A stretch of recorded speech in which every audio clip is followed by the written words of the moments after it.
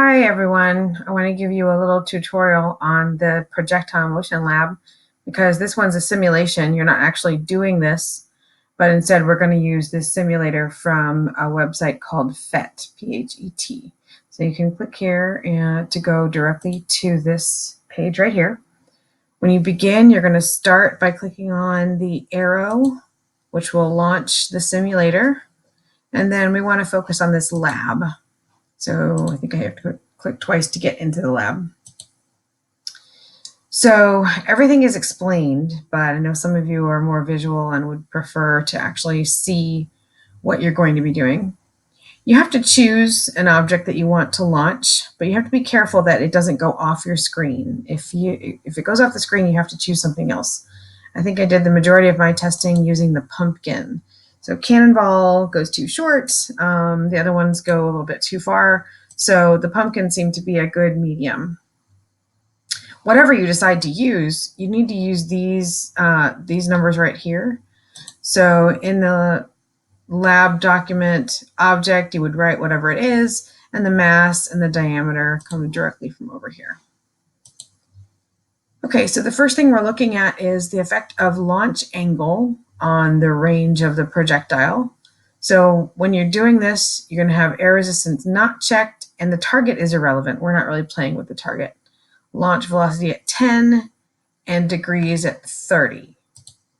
So we're going to swing this down to have the degrees at 30.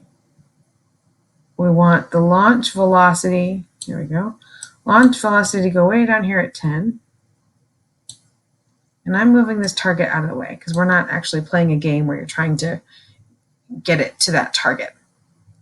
So what I'm going to do is I'm going to click this launch button and it fires my pumpkin to right there. You can see that little circle there. That's where we want to make our measurements. And this little thing here is the most efficient way to figure out the measurement of range. So when I put the crosshairs here over that circle, then I see that the range is 8.66. So you're going to come over here and you're going to put 8.66 here. So in the lab, it does say that you're going to use the tape measure or bullseye tool. And then I would like you to put a screenshot of any of the simulations. It doesn't matter to me which one you choose, but you can take a screenshot of this right here and you're going to insert that here. The next set of data that you're collecting is looking at launch speed and projectile range. So this time we set that angle to 50 and we start at 10 and we're changing that launch speed. So before we were changing this angle here. The next time we're going to keep the angle the same and we're going to change that initial launch speed. Okay. The last simulation is looking at what happens to air resistance. So we want to turn air resistance on. Now in this case, we're leaving that altitude at 0, drag coefficient at 0.6. So we're going to turn it on, right? And I'm going to leave the same situation I had before. So you can remember this was that 30 degrees and 10. Okay, that's what we had before. I'm going to move this thing out of the way up here.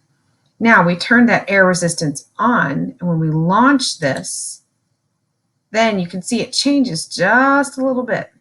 So we move this back over here, put it over the correct dot, and we can get a new number here for range.